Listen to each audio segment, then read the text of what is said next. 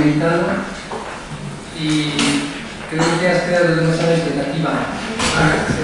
No voy a desvelar ningún misterio maya.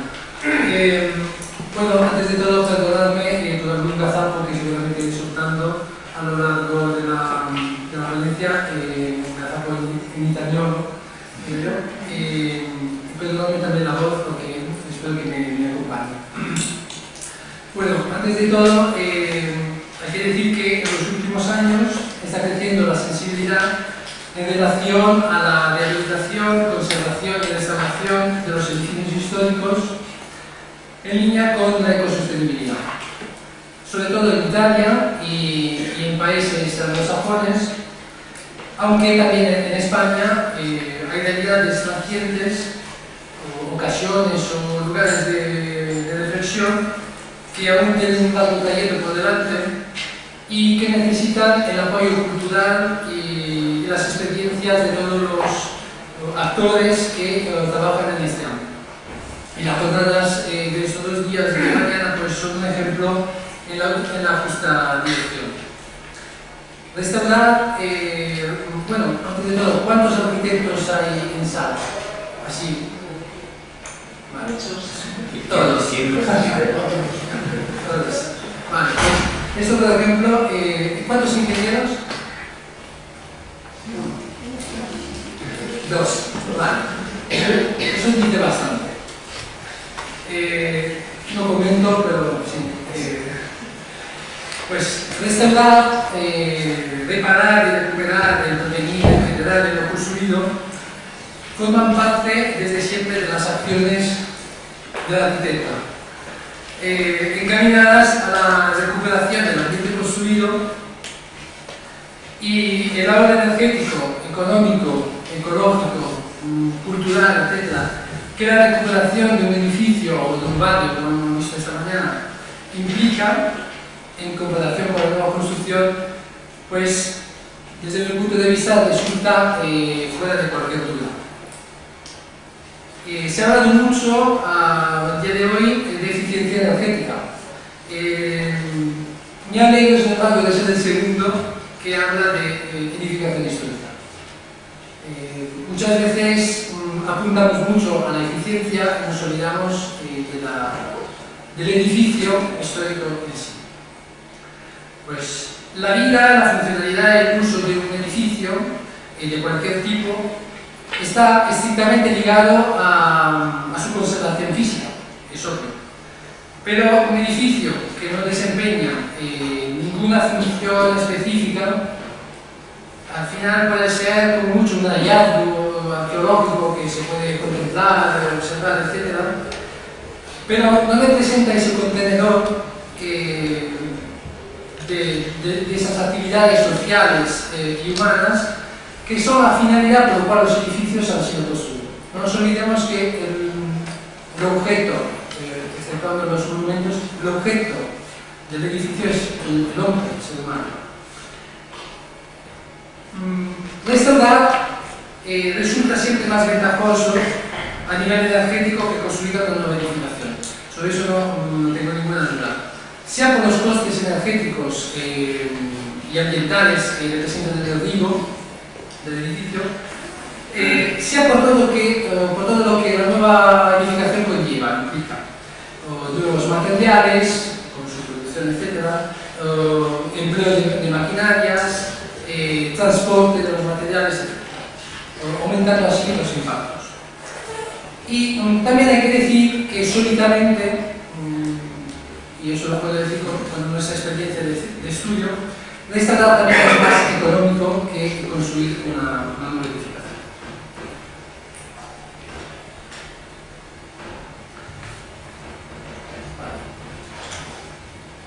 Por otro lado, un edificio ha sido proyectado y construido según los parámetros propios del tiempo en el cual se refiere, que son el confort de habitabilidad requerido, las tecnologías conocidas en la época, el uso asignado al edificio, fuese industrial, civil, etc., la representatividad del estatus social de los propietarios y el contexto histórico y político.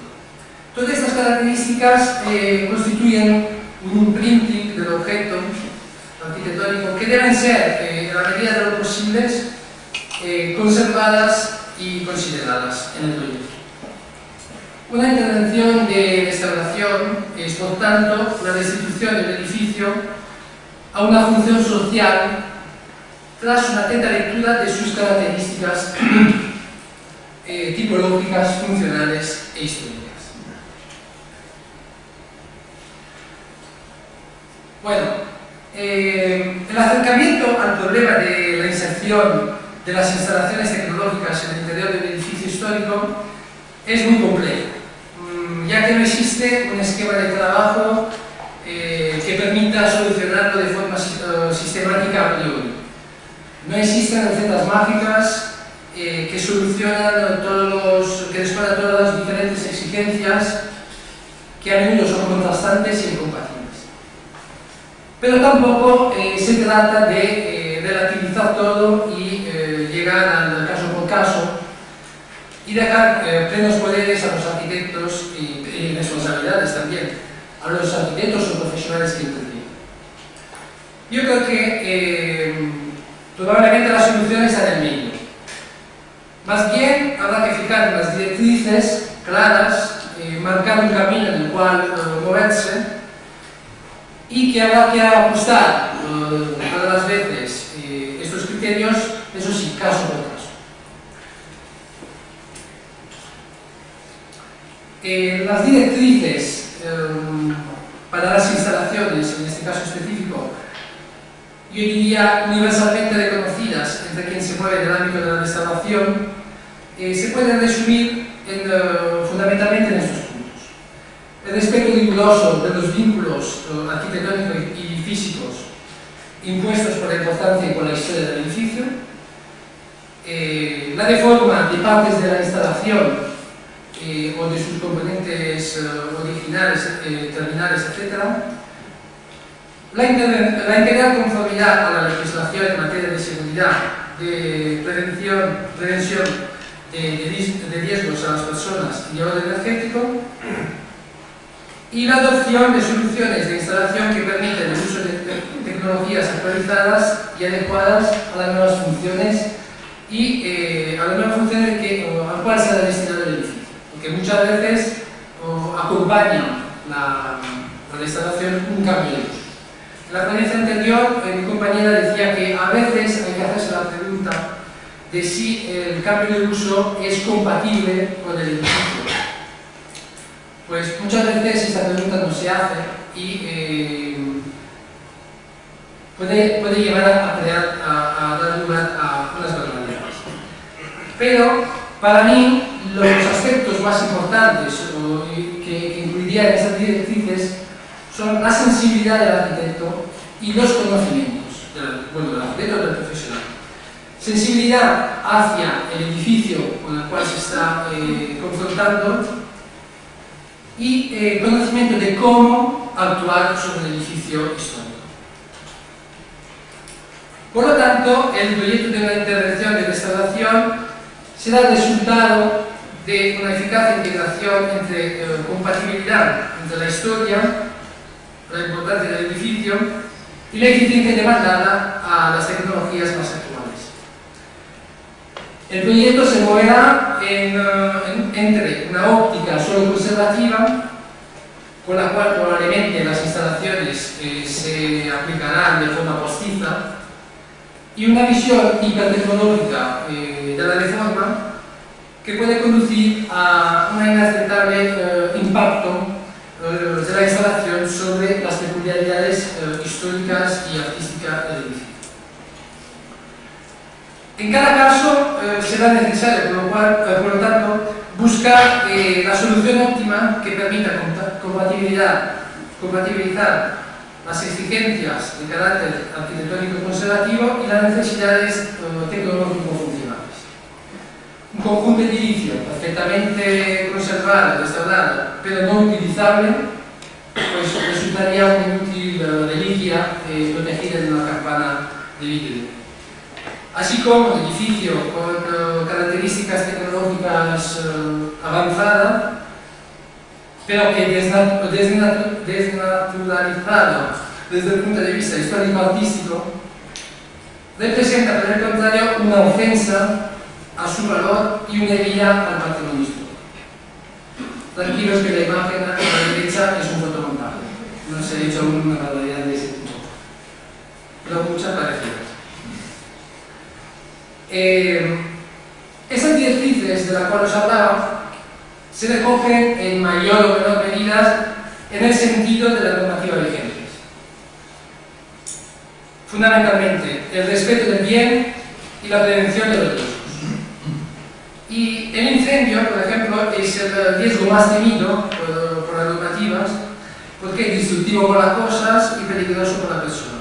Sobre todo a la luz de las últimas estadísticas de los últimos años que hablan de un incremento importante de incendios en edificios históricos, sobre todo públicos. Y entre las causas confirmadas de incendios en edificios históricos, las instalaciones eléctricas ocupan un lugar de preeminencia. La norma 66415, que ha sido una norma italiana, ha sido una norma pionera de este tipo en Europa, prescribe unas medidas de seguridad alternativas a las requeridas por otras normas, pero no por esto menos eficaces. No me voy a divulgar sobre esta norma porque seguramente se hablará del tema mañana, pero sí que me gustaría subrayar dos aspectos, un aspecto importante de esta norma, que la clasificación de las instalaciones. Las instalaciones eléctricas vienen clasificadas en temporáneas y permanentes, poniendo un poco más el acento en las permanentes, que a su vez se clasifican en fijas y móviles. Los sistemas fijos son aquellos que se pueden anclar o fijar a las paredes o sustentar por estructuras independientes, y los sistemas móviles pueden estar exentos de fijación o sean móviles sobre una estructura fija.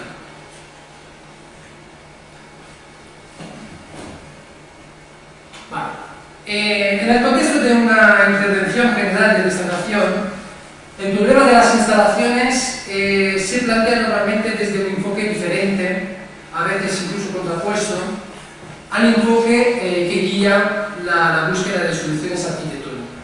Me explico. La restauración de un edificio con valor histórico implica normalmente una radical sustitución de todo el sistema de las instalaciones, salvaguardando una eventual reutilización de algunos elementos o aparatos terminales que tienen valor artístico.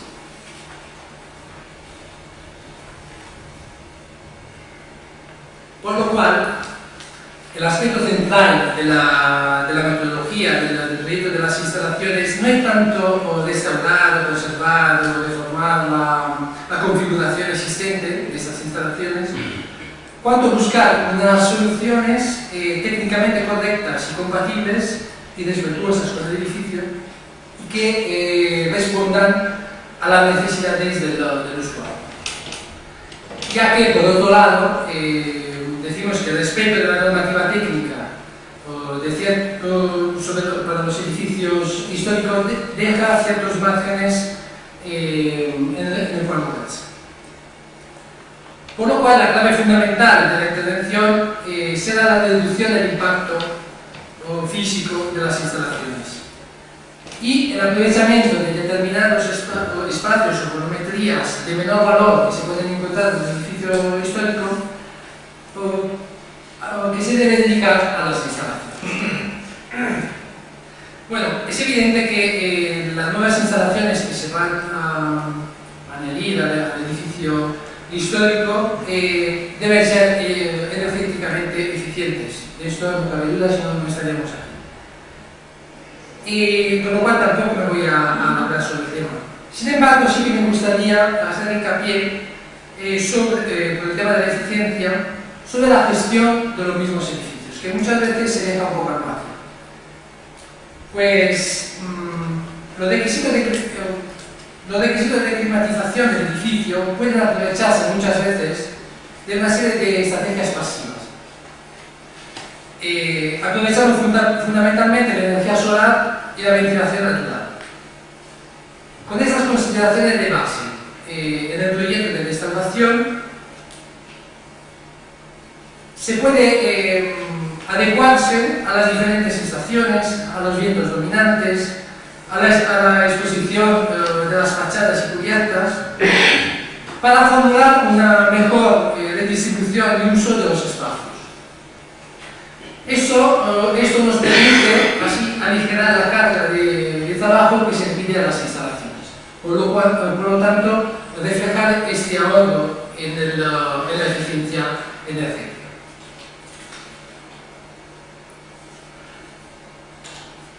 Vale, os he hablado de las directrices que hay que seguir en una intervención de restauración desde el punto de vista de las instalaciones, de la actitud de los profesionales frente a un proyecto de este tipo, sensibilidad y conocimientos, y de las tecnologías de instalaciones alternativas, las fijas y las móviles. Pues ahora vamos a ver un poco algunas soluciones de cómo traducir estos conceptos a la intervención de restauración. Pero cuidado que no se trata de recetas mágicas, que se aplicarían por todo el tipo de edificio, aunque sí que marcan bien unas directrices.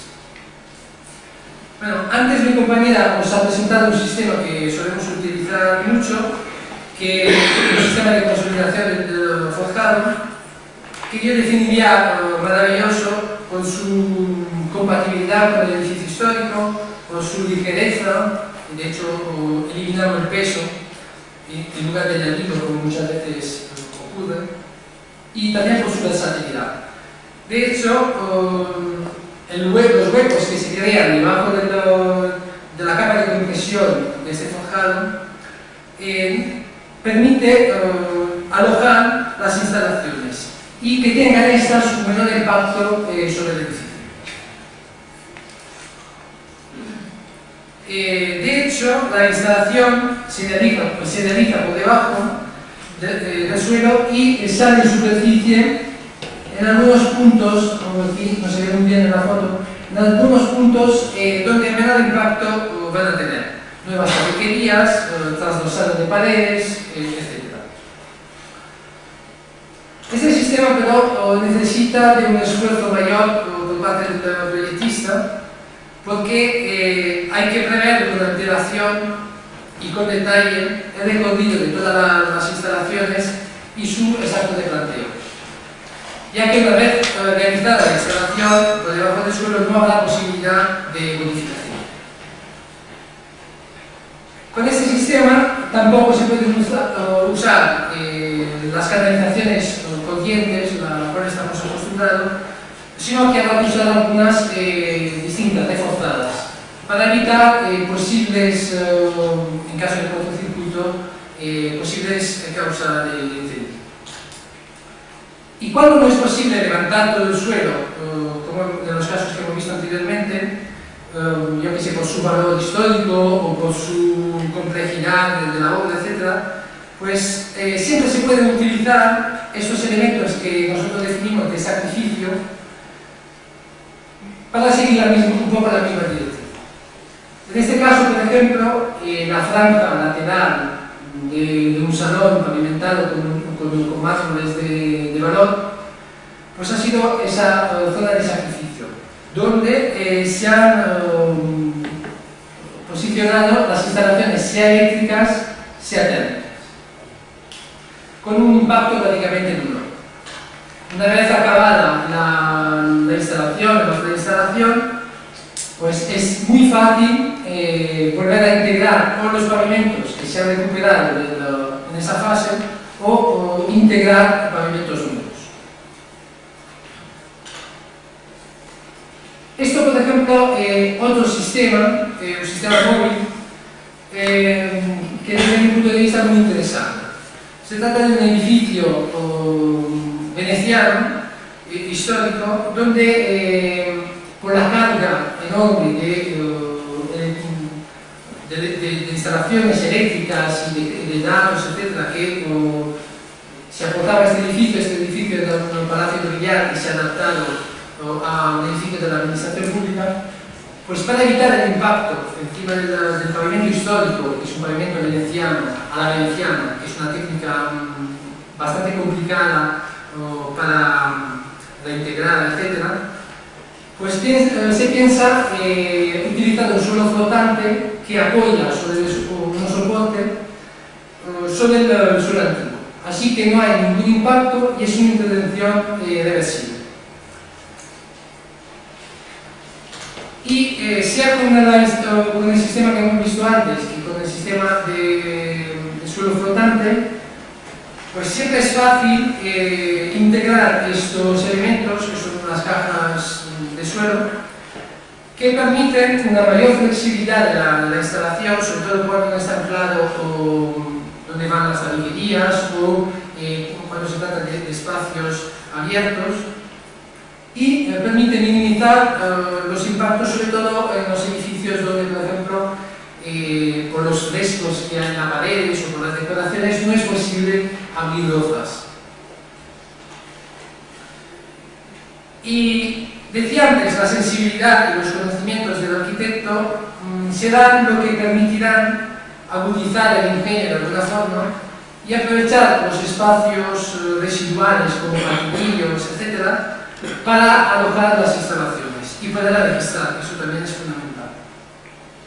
Aquí, por ejemplo, vemos un patinillo que se ha creado en la reforma sobre un espacio residual y otras soluciones que a veces habría que plantearse, como por ejemplo aprovechar los espacios que se encuentran encima de las bóvedas afrescadas, o como es cierto caso, que es el caso de una restauración de una escalera con los métodos tradicionales, se trata de una arquitectura vernácula, donde se aprovecha el entramado estructural de la escalera hecha por maderas, cañas y yeso, se aprovecha para alojar la instalación, reduciendo así el impacto, evidentemente. Otro ejemplo de instalaciones fijas son las instalaciones vistas, ancladas a paredes mediante cables trenzados. Esta es una solución compatible con el lenguaje histórico del edificio y con un impacto mínimo. En realidad, el único impacto es el punto de anclaje de los aisladores.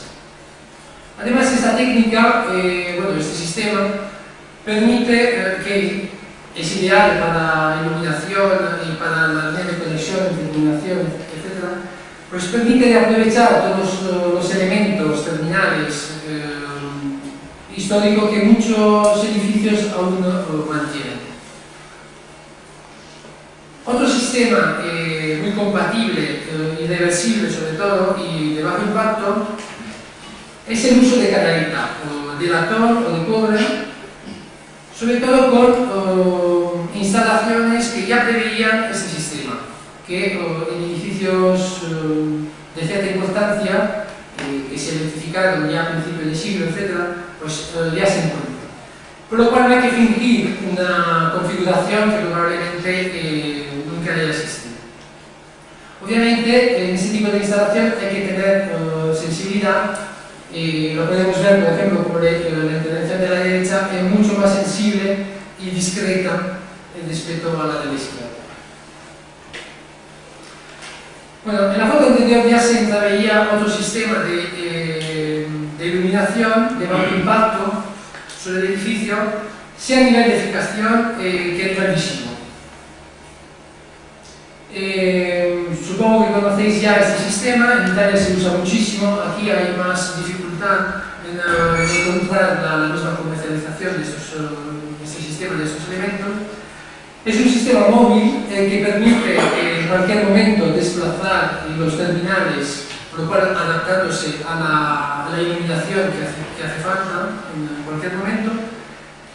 Es a nivel un sistema muy versátil y estético, y también permite una gran variedad de acabados con las diferentes terminaciones Son sistemas de baja tensión, por lo cual también más eficientes a nivel energético, y en los últimos años permiten también la tecnología LED, por lo cual se consigue una eficiencia mayor todavía. Esto, por ejemplo, es una intervención hecha sobre la gruta de una villa veneta, Villa Los Chizzilelli, cerca de Vicenza, donde la instalación de iluminación casi desaparece sin renunciar a su funcionalidad, como no podía ser de otra forma. Luego hay otros sistemas de instalación móvil recomendados por todos los manuales y de la restauración, que son las canaletas de conducción que pueden aprovechar además otras funciones, como por ejemplo barandillas o separadores de espacios o rotativa, desde las cuales se pueden derivar, según la necesidad, todo tipo de terminaciones como luces de emergencia o iluminación puntual, etc. Altavoces. Vale. Eso sí, sin sensibilidad y sin conocimientos, pues el riesgo es de encontrarnos frente a estas cosas. Donde las canaletas pegadas un poco acaso o con este carácter, decimos, ganan protagonismo casi sobre el edificio y distraen la atención. Estos son otros ejemplos en Venecia sobre edificios históricos o el mismo edificio del Parlamento italiano. Pues otros tipos de instalaciones a nivel muy interesantes y modernas son las que nos permiten la radiofrecuencia. Con un sistema radio de transmisión y recepción, pues es posible dar un paso más en la dirección de la eficiencia energética, incluyendo, por ejemplo, sistemas de domótica, de control multizona, del cual se hablaba esta mañana. Además, siendo un sistema sin cables, se reduce aún más el impacto de las ondas y permite una máxima flexibilidad, ya que no teniendo cable, pues se pueden adaptar los elementos sobre cualquier superficie en cualquier punto. También en las instalaciones térmicas se puede conseguir la eficiencia técnica y energética sin olvidar la compatibilidad y el respeto del edificio. Se pueden recuperar los terminales antiguos, como veíamos en la ponencia anterior, usándolos de una manera más eficiente, o usar equipos modernos como calderas o estufas de biomasa, etc., que se puedan integrar en las chimeneas existentes. Me he divertido en hacer un fotomontaje en la foto en vuestra portada. Yo creo que la integración podría ser perfecta. Obviamente habría que ver la eficiencia y el impacto sobre el caso. Con los mismos criterios, pero siempre, repito, con sensibilidad y conocimiento, es posible integrar sin perjuicio estético también instalaciones más complejas de energías renovables o térmicas de generación eléctrica, sea en lugares discretos de cubiertas o espacios abiertos, sea en edificios o locales anexos, como cuadras, almacenes, etc., que los edificios históricos muchas veces disponen.